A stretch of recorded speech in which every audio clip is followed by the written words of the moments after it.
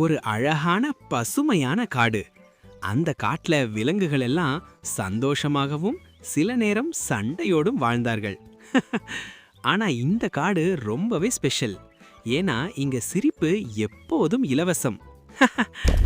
இந்த காட்டின் ராஜா யானை ராஜா.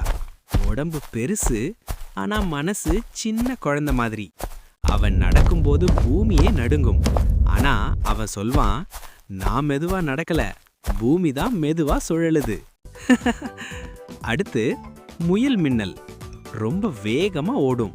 ஆனா பேசும்போது, நான் ஓடுறேன் ஓடுறேன், என்ன சொல்ல வந்தேன்னு மறந்துட்டேன். இதோ வர்றான் நாய் பிஸ்கெட். அவனுக்கு உலகத்திலேயே ஒரே ஆசை பிஸ்கெட். யாராவது பிஸ்கெட்னு சொன்னா அவன் உடனே யாரு, எங்க, எத்தனை. இதோ தூங்கிக்கிட்டே வர்றது பூனை சோம்பேறி. யானை ராஜா கேட்டான், நீ ஏன் எப்போதும் தூங்குற? பூனை சொன்னது, நான் கனவுல கூட வேலை பார்க்கறேன்.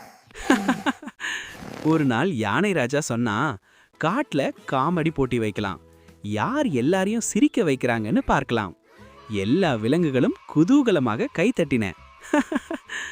முதல்ல முயல் மின்னல் சொன்னா, யானையே மொபைல் பயன்படுத்த மாட்டான் தெரியுமா, ஃபுல் நெட்வொர்க் இருந்தாலும் மெதுவா பேசுவான். யானை ராஜா சிரிச்சான், சரி இது உண்மைதான். அடுத்தது நாய் பிஸ்கெட். பூனை ஏன் ஸ்கூலுக்கு போகல தெரியுமா, எல்லா கிளாஸும் மியாவுன்னு இருக்கு. பூனை கூட சிரிச்சது. இப்ப பூனை சோம்பேறி. நான் ஏன் புத்தகம் படிக்க மாட்டான் தெரியுமா, பக்கமெல்லாம் கடிச்சு வைப்பான். நாய் பிஸ்கெட் தலை சுற்றி சிரிச்சான்.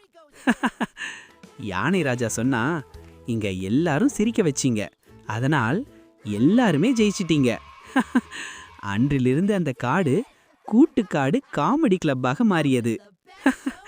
நண்பர்களே, சிரிப்பு இருந்தா சண்டை இருக்காது. பரர பப்பா.